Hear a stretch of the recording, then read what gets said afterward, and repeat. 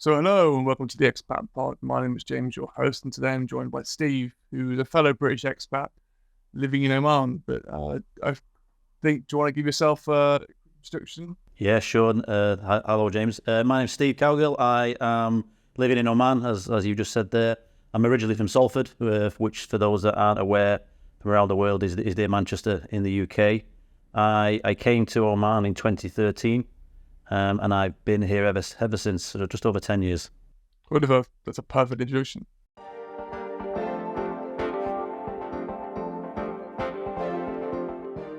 So hello and welcome to section 1 of the podcast, all about getting there. Steve, before we started talking on camera, you did give me a brief introduction, but I guess this is where we want to understand the mechanisms which allowed you to move from Salford, where you were from, to your new home in Oman. So if you could, please share, what was the story behind the move and what inspired you to do it? Yeah, sure. Yeah, so the company I was working for at the time. They had operations all around the world, Middle East, North America, UK, and parts of Europe. And I was on a 2-year leadership program, and part of that program was an opportunity to work for 6 months anywhere else in wherever the company had operations. So I was in Manchester at the time, traveling between Manchester and Crewe, and they gave me the opportunity to go to Liverpool, Toronto, or Muscat in the Middle East. And I thought, well, I'm not going to Liverpool, it's just down the road. Toronto was nice, but I thought, I've always fancied the Middle East. I've had friends in the Middle East, so I thought Muscat's not a place I've really heard of before, because obviously people think about Dubai and Abu Dhabi. So I thought, why not just go and give it a go. And that was it, really. So I went across there for 6 months, and 6 months suddenly became 10 years. So before you moved then, did the company help you with a visa? Did you need a visa to move over, or was it all sponsored? Yeah. So because we had operations in the Middle East, it was relatively easy for me. So there's usual visa process, so that's things like attestation of certificates. So my degree was something that needs to be attested. I had a pre-employment medical, which was more around a fitness to work type approach. So treadmill test, blood test to make sure you're all fit from that point of view. That was pretty much it. The company they managed the rest of the process from there. And then when I arrived, there was a visa ready for me. There was someone from the company who met me on arrivals, and it was a relatively straightforward process for me anyway. Was there a similar thing with accommodation in as well? Was that all provided for you by the company before you moved? Yeah. So I think I'm in the same position as most people who come to this part of the world, where the company will provide you with usually apartment or hotel accommodation for the first couple of weeks, and then as part of your expat package, you get a housing allowance.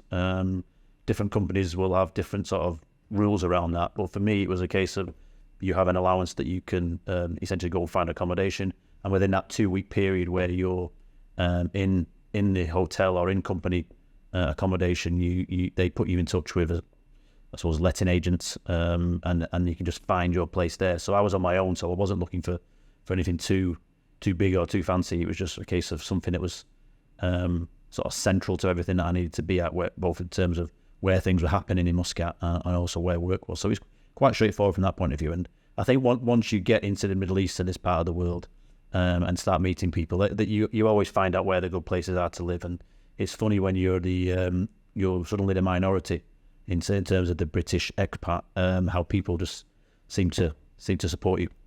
Oh, right, that's very interesting. Is there a big community there when you first moved? There was, yeah. I mean, there still is, but I think it's funny because I always remember the first time I went out to sort of like, let's try and make friends, and it almost feels like you're dating again, where you're having to just walk up to people at a bar or go and say hello to people and say, I'm Steve, I'm new to here, can we get a drink, sort of thing. It was really quite a strange thing, but yeah, that's generally it. And once you start talking to one, you find that people have been there a while, are part of bigger groups of expats. So in my first couple of months, it was more UK expats, South African, people from Australia, New Zealand. So it's more really quite community spirited in that sort of way, very expat oriented. And did you know much about Muscat before you moving in? Obviously, when you're choosing countries, you must have known, but in that period between leaving and making the first choice, did you do a lot of research? Did you understand much? Yeah, I mean, as I said earlier, I'd not really thought of Muscat as a place to live. A lot of people who go to the Middle East will naturally resonate to places like Dubai and Abu Dhabi, but I did some research. I spoke to people in the Middle East who'd been there, and they all said how much of a great place Muscat was. A bit quieter than Dubai, obviously, but very friendly, very welcoming. Lots to do, lots of beaches, lots of good weather most of the year. And I thought, you know what, I had no children, I had no commitment at home. I thought, just throw yourself into this. And the company were very good to support me with that sort of settling in period. Okay, so the first 6 months, then you were on your sabbatical, effectively, with a comment, sorry, for your for this role you're doing, and you decided to stay.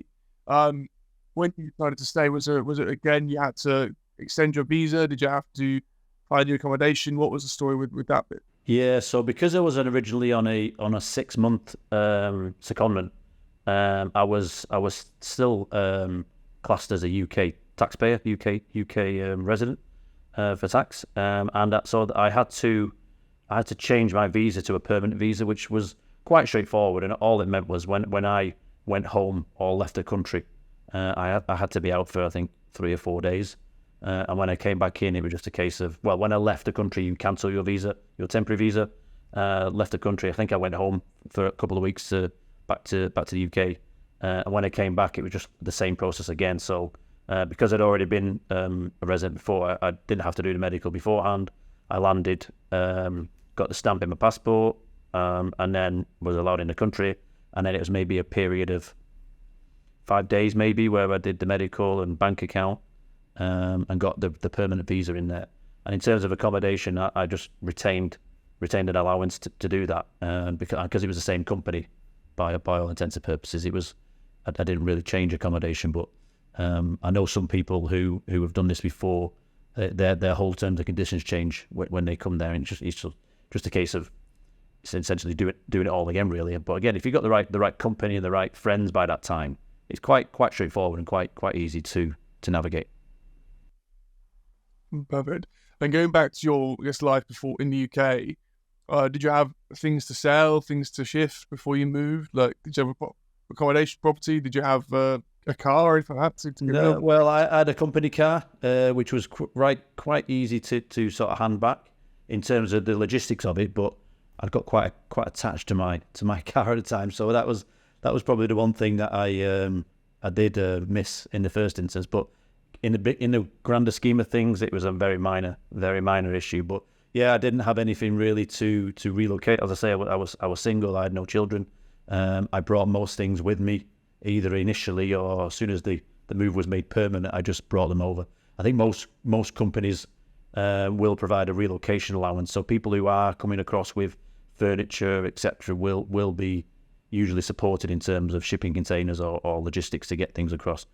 Although some people may just use that allowance to essentially buy new furniture for the place that they've chosen in the country, and that's certainly what I did when I moved back. I got a relocation allowance, and that allowed me to go and buy just furniture and things that you need around the house.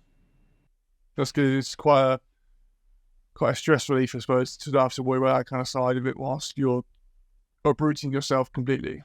Yeah, certainly. Yeah, I mean, I'm a parent now, so I can imagine.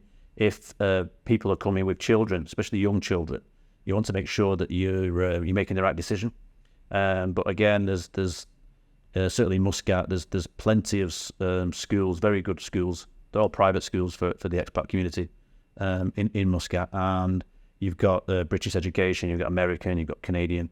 So you've got the pick there of what are really some really excellent level schooling, and they, because there's a lot of expats in those schools, they're well versed in sort of relocation of expats and supporting families to settle in and get to know the systems and know how schooling is. And of course, kids are more versatile and more resilient than adults in that respect. So it's a lot easier than people might think. And I say it's not like you're going to a country where you're the only expat that's ever been there. There's a process that's well honed over the years for the establishments, be them employers or be those schools that people need to go to. Wonderful. And is there anything else you needed to kind of tick off before moving abroad, or was it kind of covered in what we've said already? Not really. I suppose it's just getting used to not being in the UK. Obviously, there's things like the NHS, which is sort of funded by the government in the UK. In the Middle East, all of it is private healthcare, and again, companies will either provide private insurance, or they will provide sort of it's called self-insurance, where essentially you would pay and then refund. So once you get your head around these things and understand it, I think anyone coming as an expat going into a new country, you just need to understand healthcare, schooling, things like driving as well, for example. I mean, we're quite fortunate as UK citizens that you can convert your driving license quite easily. But obviously, we're driving on a different side of the road.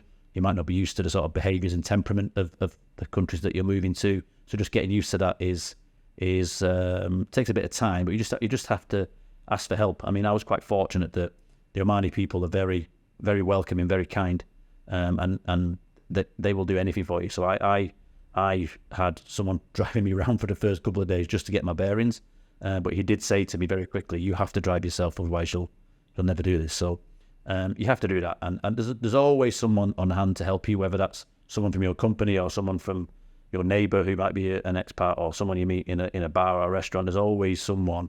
Once people know that you're new, 9 times out of 10 people will invariably offer help or offer advice to help you sort of familiarise yourself with the area. Well, what a great way to end section 1, and we'll go into section 2.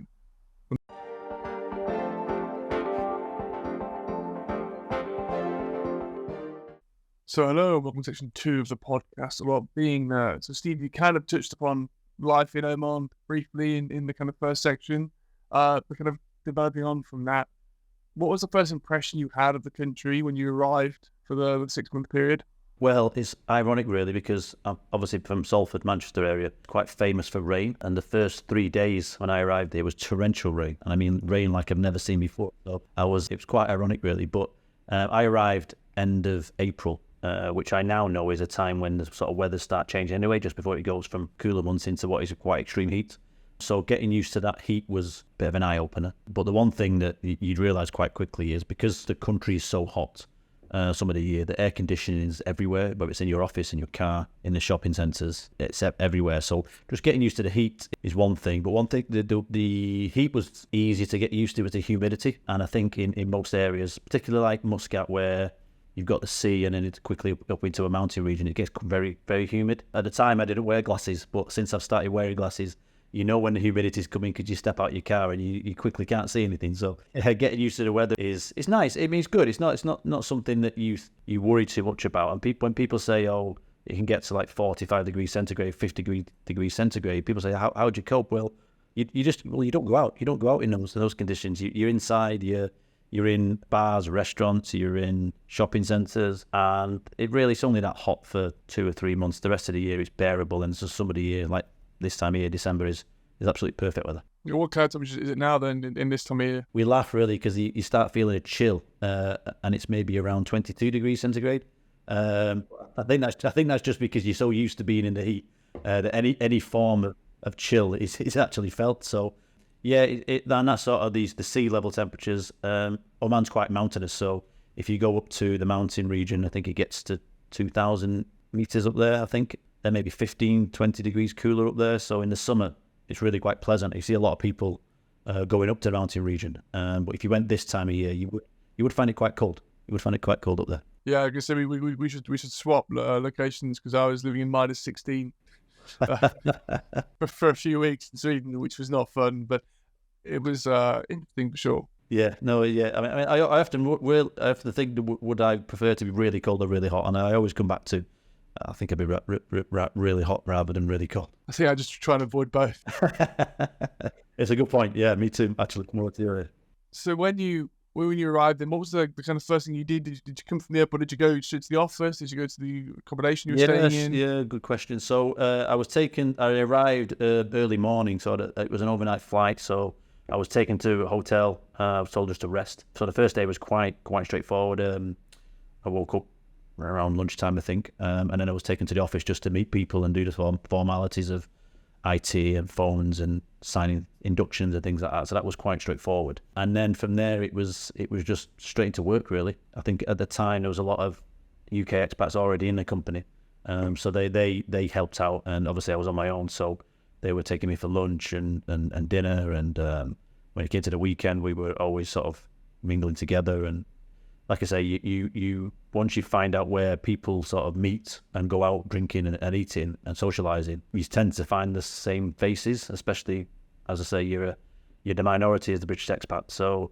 you tend to recognise accents or certain areas. And I certainly remember I was at a bar one time and someone came over to me and said, you're from Salford, aren't you? And I was like, yes, you can tell by my accent. And then that sparked a conversation, and then you get to meet all those friends, and yeah, before you know it, you're a group of like 15, 20 people that you're talking to, and then you start going out to social events. And I suppose that's the one thing that I had to sort of naturally or unnaturally force myself to do, is just go to events that wouldn't necessarily do in the UK, but it's all about making new friends, making new connections. So that was a big part of my first few months, is just putting myself out there, really. Yeah, it's difficult because I remember when I first moved, I think back to like when you start at university or you start school or you go to these events where you're a new person in a new situation, but everyone else is in the same situation as you are. So there's loads of people who don't know anyone.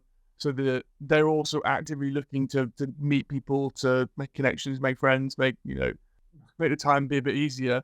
When you move by yourself to a country, people who already have their lives kind of established, you're the outsider, you're the one who's doing it different. It's much harder because people haven't necessarily got the spare capacity to go and help someone else out. They do, in terms of people who are very kind and generous with their time, but they don't need to because they've already got the networks kind of set up.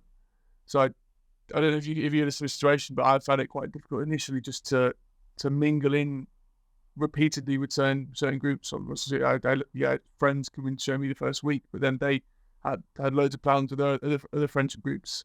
Yeah, you make a good point, and I think it's definitely on you as the individual to put yourself out there, because as you say, people, unless they were new coincidentally at the same time, like you say, they've already formed their relationships. But you do find the odd one or two people that will help you out. And like I say, the person who recognised my accent, I think she said it's because I'd not recognised the Salford accent for a long time, so I knew you were new to the area. So she helped me out, and then as it turned out, there was other expats that were in that group who were relatively new as well. But yeah, it's certainly, the onus is certainly on you to put yourself out there. And for some people, that's easier than some other people might think. I wouldn't say I'm naturally someone who'd walk into a room and automatically start conversations with people. I'm quite, I won't say standoffish, but I like to assess my environment before I do anything. But I think as an expat, you become more sociable because I think you're just putting yourself out there more often than not than you would do in the UK. But yeah, it's certainly on the individual to go and just put yourself out there. And it's not as scary as you think. Once you start asking the questions, of course, you have expats who've been there before, so they know what you're going through. Was it mostly British people you started speaking to initially, or was it, you said Americans, Canadians, South Africans? What was the kind of... It was mainly British, but I think it was just coincidence. There was a big rugby scene at the time. There still is in Muscat.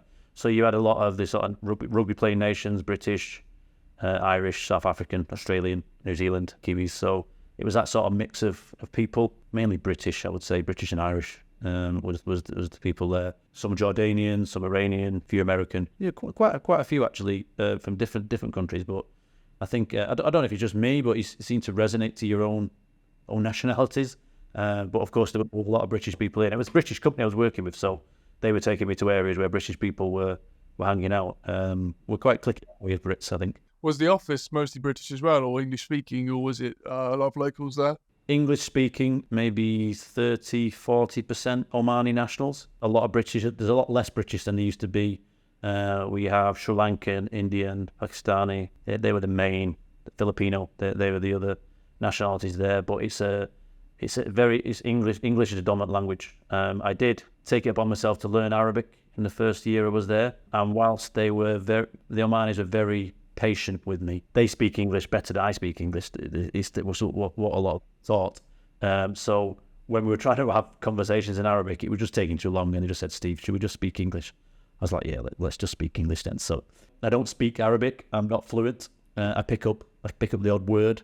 And when I'm listening, I can pick out words and sort of understand what they're saying, but I wouldn't say fluent by any means. What's your reading and writing like in Arabic? So obviously it's a different. No. I know my initials and I know the letter 1 or the number 1. Sorry, but all the signs are in English and Arabic. All the road signs are in English and Arabic. I think as a nation they've become increasingly westernized in terms of the education. So a lot of the Omani nationals will take scholarships in Europe or in the US, and that's generally funded by the Omani government to an extent. So a lot of them have grown up in that environment, and there are very strong ties between Oman and the UK, going back to Duke of Edinburgh, or as it was then Prince Philip. It was, wasn't it? So they had a lot of ties. The former Sultan Qaboos, he was trained at Sandringham, so there's long-standing ties between Oman and the UK. So a lot of English speakers, lot of English signs. There's a general goodwill, I think, between the two countries. And like a lot of Middle Eastern countries, is Oman a dry country where you don't drink alcohol, or what's the situation with that? It's a Muslim country, so obviously there's the laws there that we have to respect, and we do respect. But alcohol is available in the hotels where there's a license, usually the 4 and 5 star hotels. And if you want to drink, you get an alcohol license. Which is very easy now, a lot easier than it used to be. It's just an app on your phone. It's linked to your ID. It's linked to your salary. No, I don't think it is linked to your salary anymore. So you get an allowance based on your income and who you work for. And there's various sort of alcohol shops, should we say, that you go to, and all you do is you scan. There's like a QR code that goes on your phone. You scan that, and then you just buy the alcohol, and it comes off your allowance. And I think it is uncapped now. It used to be quite capped and linked to your salary, but I'm not a big drinker, so I don't think I've ever reached my limit. But it's expensive, as you'd expect. It's all included, so it gets quite expensive. It's quite taxed heavily in. Is it duty free coming back home? Yeah, well, duty free is generally the place to go if you want to bring that in. But I think you just get used to the prices. It's one of those things you balance. Fuel's cheap, alcohol's not, and you just get used to the cost of living. And you know what you would buy in the UK that's maybe significantly more expensive here, and likewise, like the fuel is ridiculously cheap. On that kind of topic, is there anything you miss from home in terms of like British food, British drinks, or that you have to bring back with you until you come home? I think the one, and it's not food related, but the one thing that I do enjoy, it's not that I miss it, but I enjoy it, it's just fresh air. Obviously, it's a hot country, it's a dry country in terms of the atmosphere. So just the feeling of fresh air when you get off the plane, that sort of crisp air. We'll go back for Christmas this year, so it'd be good to see that fresh air. But it doesn't take long before you say, no, I'd rather get back to the heat and the hot weather. But yeah, I don't think there's anything necessarily miss. Yeah, nothing that bothers me. I know some people who like certain chocolates or certain crisps or certain meat products that they don't get. But the way the world now, you can go online and buy British products, can't you, and get them quite quickly. It's just the way the world is these days. You can get pretty much anything if you're willing to pay for it. Yeah, it's a very good point. I think there was a British shop in Sweden which did have British products, but it was a lot more money. It's like Ribena was like £5 for a bottle. It's like 90p in Tesco. But Vimto is a big product. I think it's certainly Oman, but in the Middle East, because quite sweet. So obviously during Ramadan and the breaking of the fast, they when they break the fast, they have dates which are quite sugary and Vimto which is quite sugary. So Vimto's quite a popular drink here, which I found quite surprising. Yeah, that is quite surprising. I guess it's the new market for Vimto to expand into. How did you find your first experience of Ramadan? I was actually looking forward to it because it's not something that you're aware of it in the UK, and I've had colleagues in the UK who were Muslim and obviously practicing in that faith.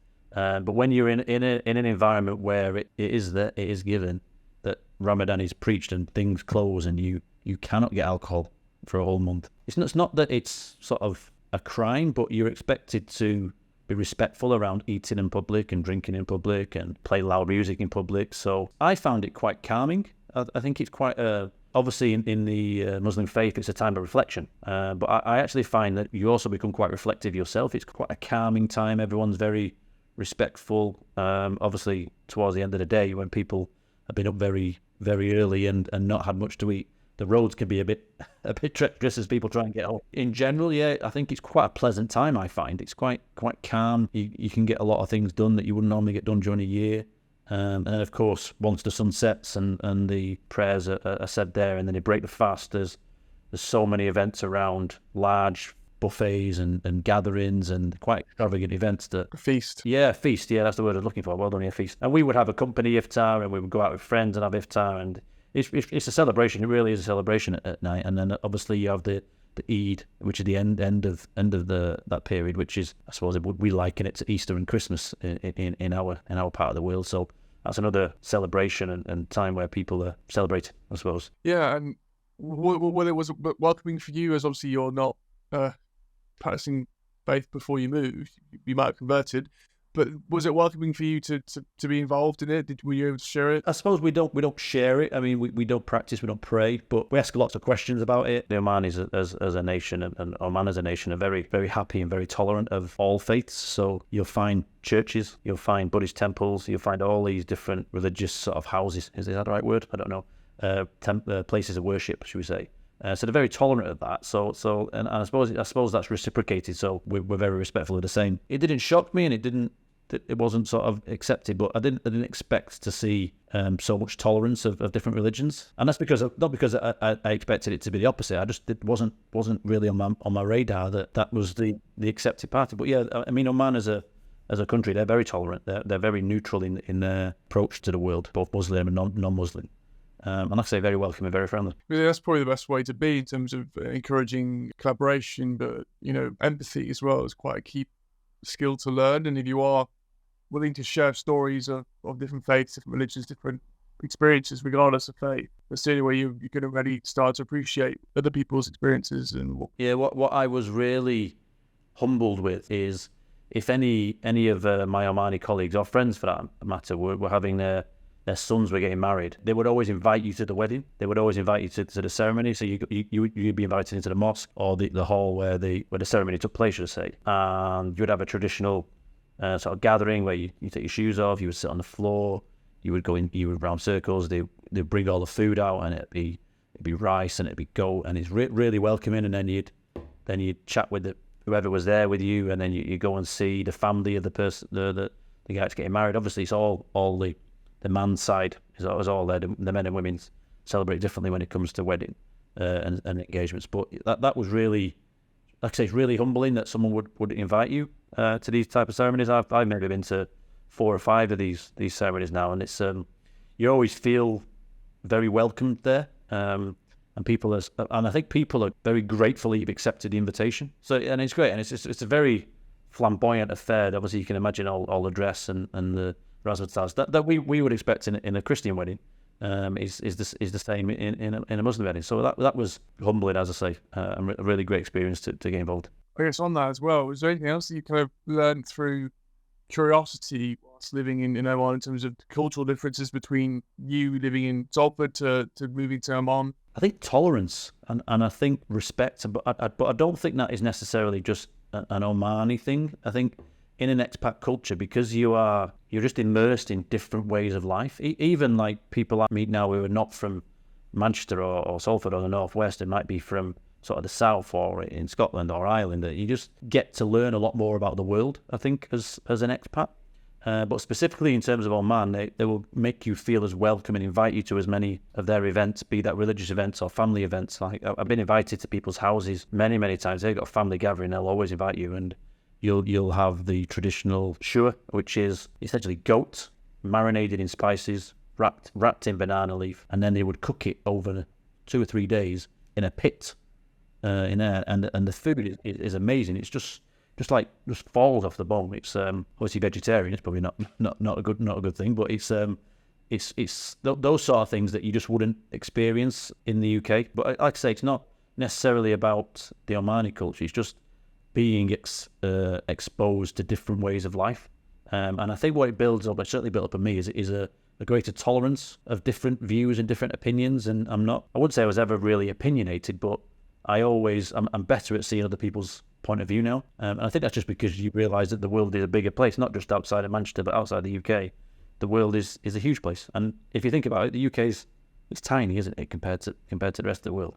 It's just that we're so exposed to UK ways of working that you don't see it there. The media is all focused on the UK perspective, and you see a lot of difference when you're not in the UK compared to when you are in the UK. Yeah, and on that kind of topic with the UK, how are you experiencing looking in from outside now? Obviously, the country's probably had a massive decline since you left. That is probably the word I would use, decline. And I think when you're in the bubble, when you're in the UK, you probably don't appreciate it or realise it as much as being outside. But I think when you see things like private healthcare and just living a life where there's a lot of outdoor things on the beach or in the sea, and the temperatures are good, I think you really appreciate that there are different ways to live. I won't say better ways to live, because that probably sounds derogatory, because I don't think that at all. There's a big world out there, I suppose what I'll say, and I think I would encourage anyone to go and experience life outside of the UK, even if it's just for 6 months, as my original plan was, just to see it from a different perspective. We always say we wouldn't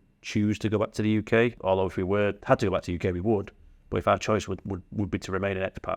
And that's not to say we would stay in the Middle East. We would look at other areas, but be that, like I say, I had the opportunity to go to Toronto, so maybe Canada, other parts of the Middle East, Far East, Australia. Those sort of areas would appeal to me. Obviously, there's always the pull of the family back in the UK, so you'd always want to make sure you stay connected there to go back when you want to or when you need to.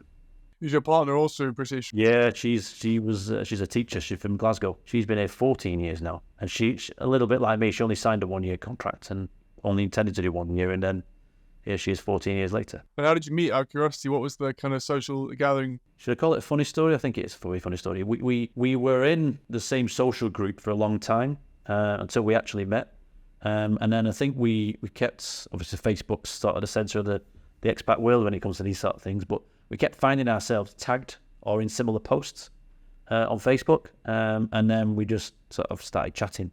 And then I think we were both going to an event in Dubai at the time, and we met up there, and then we just sort of clicked and carried on from there. But yeah, it was it's a funny one, because the contract that I was brought out to help set up involved looking after the school that she worked in. So it's very likely and very probable, I would say, that we probably met each other well before we actually met each other, because we were in that environment. So, but yeah, she. The usual thing, expat circles come together, British circles come together. We met each other a couple of times without really realising it, and then, as I say, we were tagged in the same post, and and then it went from there. The Venn diagrams of it's a really one. So I think I came in April. We got together in the I think we officially got together in October after I decided to stay. So that's 10 years ago, and we're now married with 2 kids. Now, what was it like having children in Oman? What was it different to what you were expecting to be like? From a private healthcare point of view, it was much better, I would say. Obviously, private healthcare comes with a lot of the perks that you don't get in the NHS. Obviously, it's all funded by the company that I work for. So it was very straightforward. I think my wife's experience would be that probably not as tolerant as or as, what should I say, what's the word I'm looking for? Not tolerant. Bedside manner. Empathetic, yes. Empathetic to the fact that you're giving birth. Which I found quite funny at the time, but I'm not the one giving birth, am I? So it's probably easy for me to say that. Very high quality in terms of the care, the facilities, the aftercare is just as good. Yeah, I can't fault it really. I mean, I know some people who prefer to go back to the UK and give birth there, and I think that's just a personal preference. They like to be around people. We chose not to. We chose to stay in Oman for both our children. Thankfully, both pregnancies, both labour was fine. And did your families come out to see you, either your wife's or yours? Yeah, my wife's parents living here for a while, so that they were on hand for a long time. They've since retired and gone back, but that happened. So my eldest was born 18th of December. It's actually her birthday tomorrow, and so her parents were here for that time, and then my parents came out in January. So it's quite easy. But of course, you've got FaceTime now, and WhatsApp and Zoom and Teams, and it's very easy to stay connected to things like this. I think certainly when my wife was here, we went into a cafe. Yeah. How often do you go back home or communicate with people from home? I mean, the WhatsApp's the sort of go-to communication tool now. So there's WhatsApp groups that we probably talk every day. There's at least one part of our family. Then we'll have video calls once a week, a couple of times a month maybe, and then we'll go home, usually in the summer, and then either Christmas or Easter break. So maybe 2 or 3 times a year. And and then ad hoc really, if there's special cases that we need to go back to, we might go back to. I go back a bit more often than I used to, because as well as my main job, I actually started doing property investing last couple of years. So I go back to do sort of things related to that in terms of personal development or just checking properties. So, that has come. Interest rates must be getting you hard now. Yeah. It's an interesting time for property. It's but equally, if you surround yourself with the right people, and it's like anything, it's surround yourself with the right people, know what to do, then you can always navigate through these challenges. But yeah, so yeah, I sometimes go back a bit more often than I would have done previously. But as a rule of thumb, maybe 2 or 3 times a year. Have you experienced much homesickness whilst being in Oman, or probably more initially before you had your own family? And you make a good point there. I mean, I remember going back the first time, and then I felt really homesick having to come back and leaving it all. And then my brother had his first baby there, and that was the first time where I'd seen someone, and I had to leave someone essentially. So he was born, and then we had to go back, and that was quite hard. But I think the longer you're there, the longer you're in expat, the easier it gets. Sometimes I go back and I can't. And I have a great time, but I can't wait to get back to the Middle East. Last time I went back, I was actually had a really good time in the UK, and I was like, oh, not that I wanted to stay, but I would stay a bit longer. So I won't do that. But again, like I said earlier, I think things like FaceTime and Zoom and on all these sort of video apps, it make it easier to stay connected and see people. So that helps. And if people come here to visit as well. So obviously COVID was a bit of a strange time where you literally couldn't see anyone for a couple of years. But other than that, people can fly here quite easily, and we may get visitors twice a year. We might go back 2 or 3 times a year, so it's not too long between seeing people. What was COVID like in the Middle East? And obviously you must have known what was going on in the UK. Did you have a comparison? Yeah, so I think Oman was slower to the first wave, and I think there was a lot of apathy towards it, certainly in the sort of smaller villages of Oman. But Oman's biggest challenge was they didn't have enough intensive care beds. So people who had a high viral load, they were filling up quite quickly the bed. So they had to sort of create temporary. In the UK, you call them Nightingale hospitals, didn't you? But in Oman, we actually helped build a temporary sort of COVID hospital at the old airport terminal. But in terms of sort of restrictions, we had a couple of lockdowns, we had a couple of extended Eids. So rather than have a 3-day, they made it extended because they didn't want people going back to offices and doing that. Obviously during Eid, a lot of people go to meet their family, and that was when the virus would have cleared up. But they were quite strict, and it's the first time in their history where they actually closed the mosques. And for a country as religious as Oman is, that was quite a big sort of wake-up call for people. I thought it went well. I thought it wasn't as draconian as some of the other countries that we'd heard about. Obviously, it's an outdoor lifestyle, so as long as you were outdoors and not mixing, like we didn't have the bubble concept that I think you had in the UK, but we would go out. You were allowed to go out for certain periods of time for walking. It was okay. Obviously, stressful for people who couldn't get back, and there was a time where obviously all the borders were closed, and if you wanted to go back to the UK, depending on what country you're coming from, you would have to go into the quarantine hotels in the UK. So we avoided that because we had 2 young children, and that just would have been chaos. But as soon as those restrictions were sort of relaxed, then there was sort of chartered flights for people to go home. So my wife and the children went home just to see the family because we just didn't know what was happening. That was quite a stressful time because whilst they could get there, we didn't actually know when they could get back. Normally when you book a flight, you know your return date, don't you? So I was here for, I can't remember the exact period of time, but it didn't feel as long as possible. It was maybe 6 weeks, maybe 8 weeks, which could be more or less a normal summer for us. And they came back, and then it was relaxed a bit. But I know some people in some countries had it really quite tough. And I know and this is not just Oman, but everywhere, the mental stress of not being able to get home and not being able to see your family, and hearing that maybe your family was sick and not being able to do anything about it. It was quite a stressful time. But certainly my employers and the clients I was working with, they were very supportive. They were very understanding. We, like most people, seamlessly switched to remote working. And I think like most organizations, they say that COVID did to the remote working like no other company could have done without COVID. So I think if there's anything to be taken from that, it's maybe that remote working can be done. Some people would argue that it's not been a good thing and remote working shouldn't be there. But yeah, I think COVID was, you made of it what you did. You either accepted it and just learned to work with a new norm, or people suffered. mentally or physically.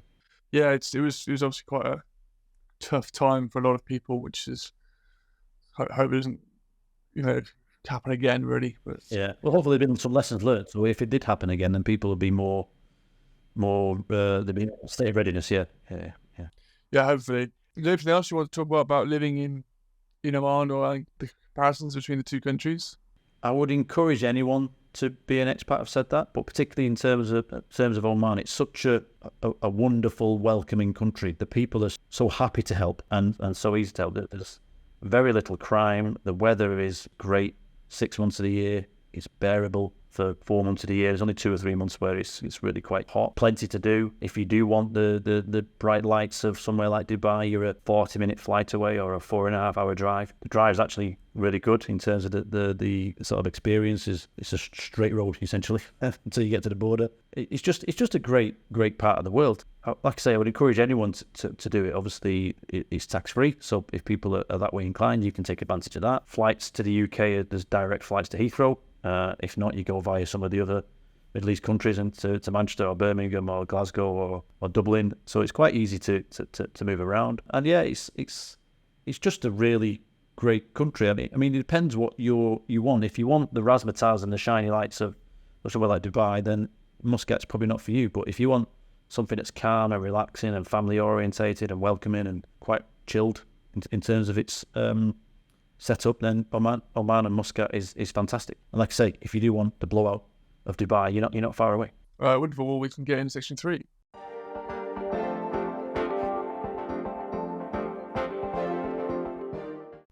So hello, welcome to section 3 of the podcast. Still haven't actually named, but it's a review essentially of your time. So Steve, if you could tell yourself 10 years ago when you first set foot or decided to move, what bit of advice would you give yourself?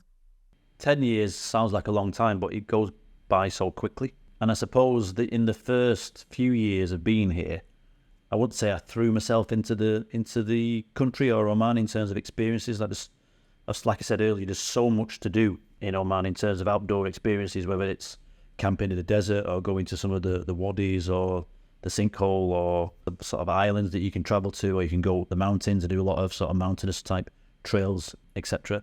I didn't really do any of that in the first few years. I suppose I was just the British guy in Muscat trying to do British things with British people, which in hindsight, I would have, certainly before kids as well, I would have done a lot more of that.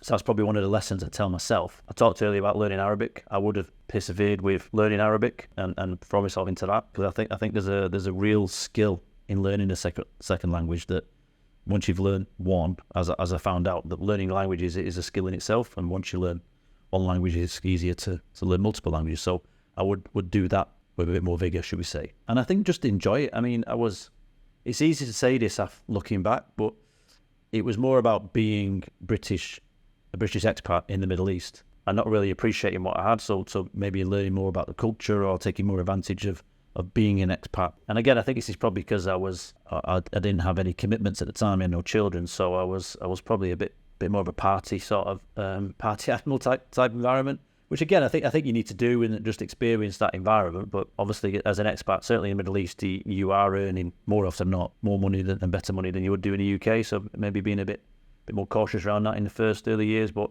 it's easy for me to say that now as a parent, having been here for 10 years. So I would say that's probably a piece of advice there. The other thing that we've not really done, and my wife and I have talked more about this, is we're obviously further east than the UK, so getting to places like the Far East and Australia is a lot easier.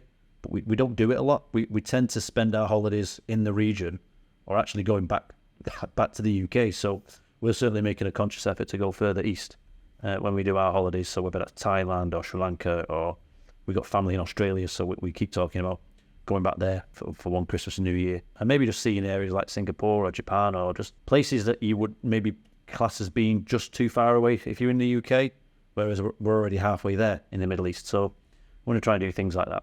Well, exactly, yeah. And it's the cost for most of it is the travel initially to get to Australia or get to those places. And yeah, I guess the Middle East, Far East especially, is relatively cheap compared to the UK in terms of when you're there.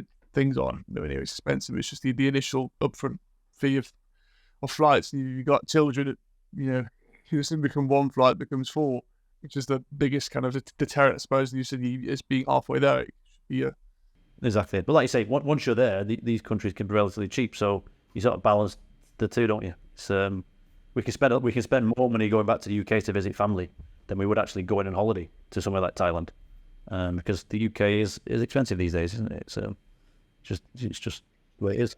Yeah. And I think paying for a hotel in somewhere like Thailand with your spends is probably still cheaper than not paying for hotels because staying with family and friends and then having to live in the UK. So when you explain it like that, I think it becomes quite obvious why we should do it and why. And it's the lesson we've learned, and we're going to do more of it. Is actually travel east. And your kids then, have they picked up much of the language of Arabic or? Not really. I think they're in the British school here, so it's a British curriculum. But saying that, they do have Arabic lessons. So both my daughters can sing Happy Birthday in Arabic. They can count to 10 in Arabic. So they actually can do more Arabic than I can. I don't know if you've got kids yourself, James, but kids are very keen to tell you what they've learned today. They're very keen to show you that. And of course, all their friends, when they go to birthday parties, they're learning Happy Birthday in Arabic. So you go to any birthday party, there's always two versions of Happy Birthday, and one of them is always Arabic. That's nice. I don't have kids now. I'm quite far away from that. Yeah, and I would say being a parent is great, but you need to find the right time to do it because it does take a lot of your time. In the right way. So anything else you want to kind of discuss in terms of like advice for people who are moving to Oman? You kind of mentioned it before, about throw yourself into it. What jobs would people look to, if someone wanted to move to Oman, what kind of work would they be looking to try and find if they're coming from the UK or from other English speaking? Great question. So obviously it's an oil country, lots of oil reserves. So a lot of the jobs are in the oil industry or support services to oil. So my main client is the National Oil Company, but we provide facilities management to the oil company. Obviously teaching is another big area. So a lot of teachers come out here, and I suppose that is one area. My wife's a teacher, so I think anyone who's teaching should experience teaching overseas, particularly in the Middle East. And again, I know teachers that came out. My wife was one of them. He came out just on a 1-year contract and have been here for many years. So teaching oil or support services in oil is one area. Probably less so now since COVID, but aviation was a big area as well. Obviously, you got the big Middle East carriers here: Emirates, Etihad, Qatar. Oman Air is probably not quite at that level, but there was a time when there was a lot of sort of pilots and air hostesses and air stewards in this part of the world. And then I suppose you've got the usual specialists around IT and banking, etc. Although they're probably becoming less so of a draw for sort of European British expats. But you certainly get sort of Eastern expats and Philippines, India, etc. who would come and do IT type jobs now. I know I'm an engineer by trade, so a lot of people I know from work have gone and lived there for exact reasons for oil and gas, but I chose automotive as my career. Hopefully we'll go into sustainability, which is something which is probably, because COP28 was just in Dubai, it must be quite a hot topic at the moment. Yeah, it's a very hot topic at the minute. There was a big hydrogen convention in Oman recently. And the oil company here is going big on sustainable or renewable energy. So there's a lot of solar farms. I think Oman's, I don't know the terminology or the technical term for it, but it's part of the earth that has the best location for solar energy. There's a big push towards that and using that to sort of help the economy and helping the people of Oman to use that, because obviously fossil fuels and alike as people are obviously trying to wean themselves off that, and obviously places like Saudi Arabia and the UAE are great in terms of pushing the tourist agenda now. Oman's trying to do that, and they have Vision 2040, I think it is, where they're trying to push the tourism piece. And I think the good thing about Oman is it's great for tourism in terms of ecological tourists. So there's a lot of sort of natural wildlife here, turtles. I think it's a big breeding ground for sort of migrating whales, I think. So there's a lot of ecologists here. There's an area just off the coast of Oman called the Dimini Islands, which is, if you've not seen it, there's a great video and a great Instagram account about that. It's just like the Maldives. It's just pristine. It's fantastic. And there's lots of little island, do you call them island colonies around Oman where people do that. So there's a big tour. Archipelagos. Yes. That's the one. So yeah, there's a lot of opportunity to grow tourism here, and I think it's getting more PR and a bit more marketing. Obviously, people get drawn to Dubai, which is because their marketing machine's enormous. But I think for those that are looking for something a bit different, Oman is a great place to even just come and visit. I would suggest, and even if you are going to Dubai, you could, like I say, hop on a flight, spend a couple of nights in Oman, and you won't regret it. So my parents took a cruise to Muscat before COVID. I think it was 2019 or 2018. They went. They very, very enjoyed it. You can do that whole Middle East cruise. You can go Salalah, which is the south of Oman, Muscat, round the Straits of Hormuz, Dubai, Abu Dhabi, and I think you can go to Qatar as well now. Wonderful. Is there anything else you want to kind of share about your life abroad? I like sharing my experiences, so if anyone's got anything out of this, then great. I'm happy to help. I would just say to anyone who's thinking about being an expat, don't think too hard because you'll talk yourself out of it. Go and take the opportunity, even if it's 6 months, even if it's 12 months. I think you'll find that you'll be in one or two camps. You'll either love it and find a reason and way of staying, or you won't, and you'll go home and think, I'm glad I experienced that, but it's not for me. So I think that's the one sentiment I'll leave people with. And if you are going to be an expat, as we've said a couple of times on this podcast, throw yourself into it. You might feel that you're uncomfortable, but I guarantee you, whoever you're trying to speak to, they've been in that situation too, and you won't regret it. It's a great experience, and it just gives you a completely different perspective on life, I suppose, compared to just living in one country for all your life. Completely, and that's something I try and parrot quite a lot as well, is the fact that you can always go home. Yes. We are lucky enough to go home. Obviously, people who are refugees don't have that luxury, but most people who are in our positions have had the luxury of, don't like it, go back. And I think that's it. You can always say no. You can always say, I've had enough. Whether you've been here 10 minutes or 10 years, you can always say, no, time to go. And you can say you've done it. It was 10 minutes. You've still taken the risk. Yeah, most people I speak to when I go home want to know what your life, and they're quite envious of the life that you have as an expat. And I think most people I know would want to do it, and either just found a reason not to do it, or an excuse not to do it, or they're just not pushed themselves enough to do that. Each their own. I mean, I'm not going to sit here and preach to how people should or shouldn't run their lives, but I would say if you can do it, go and experience it. And like you say, you can always go home. Wonderful. Well, thank you for your time. Yeah, I really appreciate your thoughts and experience, especially with the topics of Eid and Ramadan. That's really quite an insight I've not had. So I used to live with my old housemate who was, his dad was Egyptian.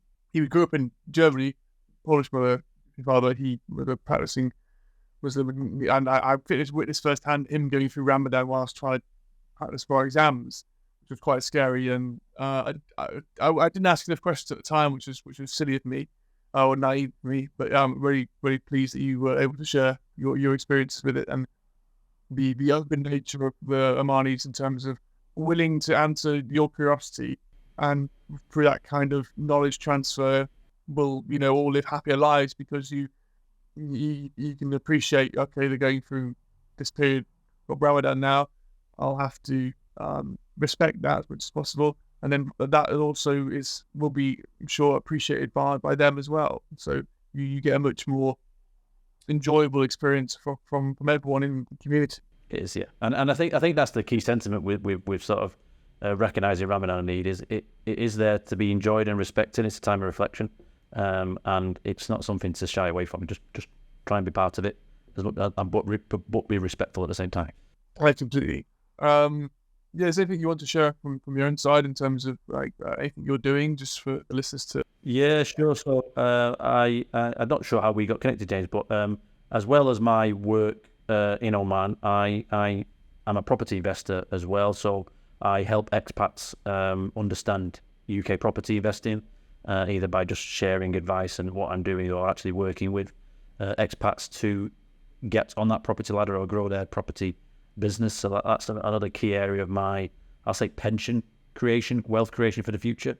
Because I think as much as I enjoy being an expat and working in Oman, obviously there's an eye on the future. So I've chose property to be my future retirement fund. So that's what I do outside of this. If people want to get in touch with me, then they can do so on Instagram. It's Stephen _Cowgill. And yeah, I can share my experiences. I can point in your direction, or we can look at working together. But that's my side hustle. And if anyone wants to speak about being an expat in Oman, then again they can get in touch, and I can give people time to understand that as well. Yeah, I'll put your socials on the show notes for people to find you as well, and I'm sure we'll put lots of posts out there too. Yeah, fantastic.